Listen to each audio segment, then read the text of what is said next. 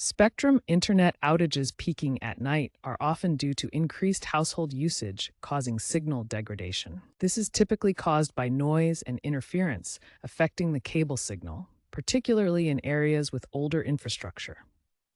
Noise refers to electrical interference distorting the signal, while interference includes electromagnetic sources like Wi-Fi routers. One of the main culprits is splitters, which divide the cable signal, reducing its strength to each device.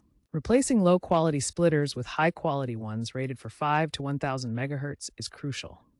Using Spectrum's app to self-troubleshoot and check signal levels is also a key first step. Signal levels should ideally be plus 10 to 15 dBm downstream.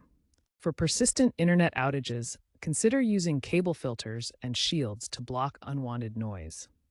Position your modem and router away from interference sources like microwaves or cordless phones. Spectrum is investing heavily in hybrid fiber coaxial networks to reduce noise-prone copper segments.